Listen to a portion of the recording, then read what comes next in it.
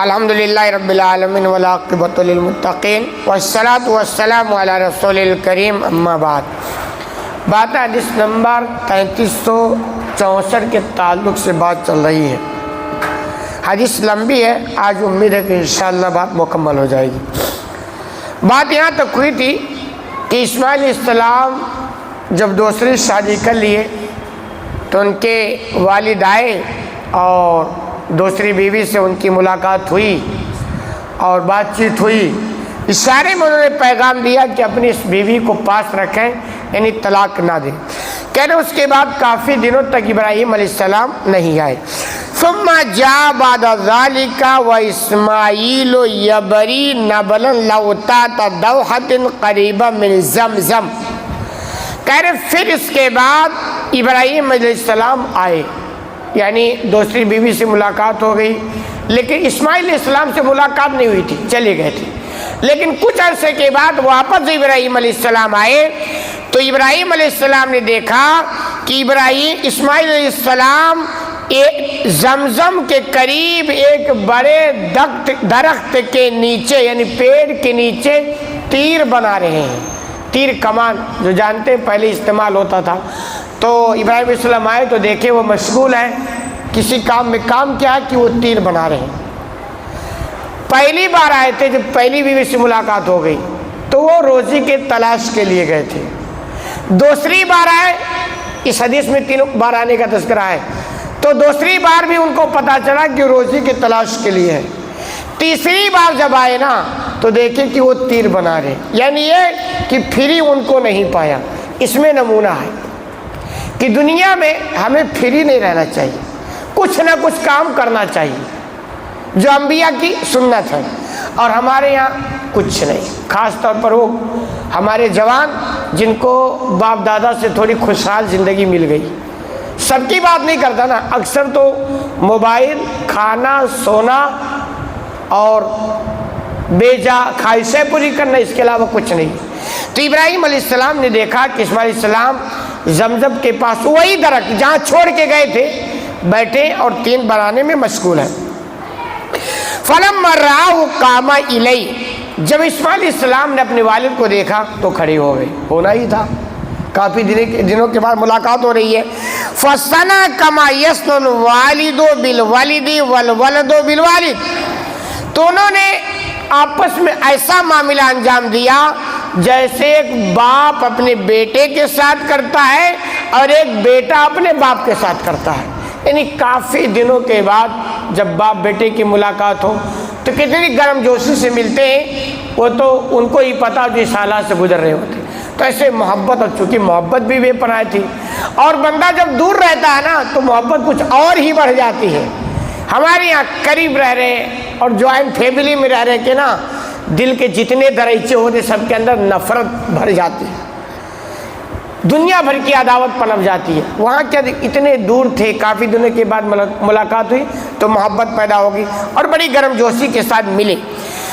کہہ رہے ثم قال یا اسماعیل، ملاقات کے بعد ابراہیم علیہ السلام نے کہا اے اسماعیل، اے بیٹے اسماعیل، ان اللہ امرنی بامر، یقین اللہ نے مجھے ایک کام کرنے کا حکم دیا ہے۔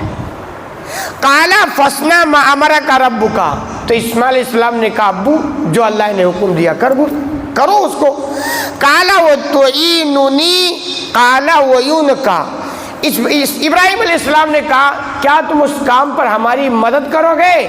تو اسماعیل علیہ السلام نے کہا میں مدد کروں گا۔ اچھا، اس میں بھی نمونہ ہے ہمارے یہاں۔ کیا میں دیکھا اچھے دیندار لوگ اپنی اولاد سے نا باپ مشورہ نہیں لیتا۔ یہاں دیکھیں اچھا کام ہے، لیکن ابراہیم علیہ السلام اسماعیل سے ملاقات کیے تو کہے اے اسماعیل، اللہ نے مجھے ایک کام کرنے کا حکم دیا ہے، تو اس میں کیا خیال ہے؟ تو نے کہا کرو۔ تو پھر کہا مدد بھی کرنی پڑے گی، بالکل کرو۔ اس میں ہوتا کہ مشورے میں ہوتا ہی ہے نا کہ سامنے والے کی دلچسپی بڑھ جاتی ہے کام میں، وہ یہ سمجھتا ہے کہ ہم کو کچھ سمجھا جا رہا ہے۔ اور ہمارے یہاں کے اکثر گھروں میں باپ کیا ہوتا تھوپ دیتا، یہ کام وہ کام، یہ مشورہ نہیں لیتا، تو پھر کام کے اندر دلچسپی نہیں رہ جاتی ہے اور بساؤ کا 2 کام فالٹ بھی ہوتا ہے۔ تو اس میں نمونہ دیکھیے، حالانکہ کرنا ہی تھا، اللہ کا حکم تھا، اللہ کے حکم میں مشورے کی ضرورت تھی نہیں، لیکن طریقہ ہے کہ بھائی اس سے دلچسپی پیدا ہو جائے گی، باپ کو لگے گا کہ بیٹے کی اہمیت باپ کی زندگی میں ہے، یہ ساری چیزیں ہیں۔ تو انہوں نے کہا بالکل کرو، اور میں مدد کی ضرورت ہے مدد بھی کروں گا۔ قال فإن الله أمرني أن أبني هاهنا بیتا۔ پھر بات کا تذکرہ کیا، ابراہیم السلام نے کہا اللہ نے مجھے حکم دیا ہے کہ میں یہاں اللہ کا ایک گھر بناؤں، بیت اللہ جسے آپ دنیا والے جانتے ہیں، اسی گھر کی بات ہے۔ کہا اللہ نے مجھے یہاں حکم دیا ہے کہ میں یہاں اللہ کا ایک گھر بناؤں۔ وَأَشَارَ إِلَىٰ أَكْمَةٍ مُرْتَفِعَةٍ عَلَىٰ مَا حَوْلَهَا، اور یہ بات ابراہیم علیہ السلام کہتے ہوئے ہاتھ سے اشارہ کیا ایک ٹیلے کی طرف کہ یعنی زمین کہیں اوپر تھی، اونچی زمین تھی، ابھار تھا، تو اشارہ کیا کہ وہاں اللہ نے مجھے اللہ کا گھر بنانے کا حکم دیا ہے۔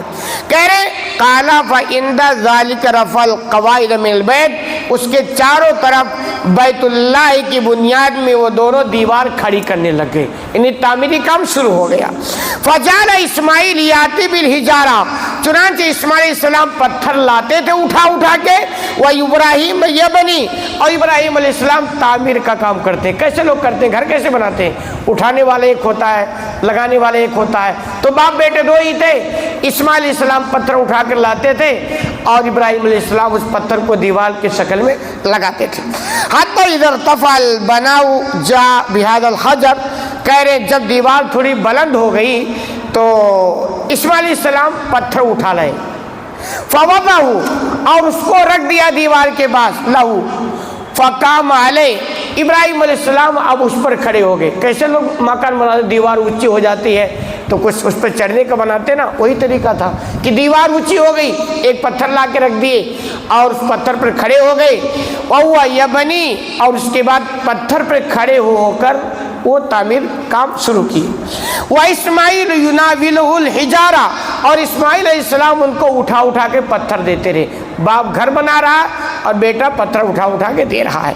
وَهُمَا يَقُولَانِ، یہ کام کر رہے تھے بڑی دلچسپی کے ساتھ، محبت میں، فکر اور جذبے کے ساتھ، اور ساتھ ہی ان کی زبان سے الفاظ بھی نکلتے تھے، ربنا تقبل منا انک انت السمیع العلیم، کہ پروردگار تو ہماری اس محنت کو قبول فرما لے، یقیناً تو سننے والا اور بڑا جاننے والا ہے۔ ایک چیز سمجھ میں آتی ہے کہ ہم کوئی بھی نیکی کریں نا تو اس نیکی پر اترائیں نا کہ نیکی تو کر لی، اب کیا ٹینشن کی بات ہے۔ اس سے بڑھ کر نیکی اور کوئی ان کی نگاہ میں تھی کچھ نہیں تھی، اللہ کا گھر بنا رہے تھے، لیکن یہ فکر تھی کہ ہماری یہ محنت قبول ہونی چاہیے، اور قبول کا طریقہ ہے خاکساری ہو اور اللہ سے دعا کرتے رہے۔ تو ہماری زندگی میں جب ہم نیکیاں کریں نا تو کم از کم ایک بار تو اس نیکی کے تعلق سے اللہ سے سوال کر لیا کریں کہ پروردگار میں نے یہ نیکی تیرے لیے کی ہے اور قبول فرما لے۔ تو یہ دونوں باپ بیٹے گھر بنا رہے ہیں، دعا بھی کر رہے ہیں۔ قال فجعل یبنیان حتی یدور حول البیت، وہ دونوں گھر بنا رہے تھے، گھر کے چاروں طرف گھوم بھی رہے تھے۔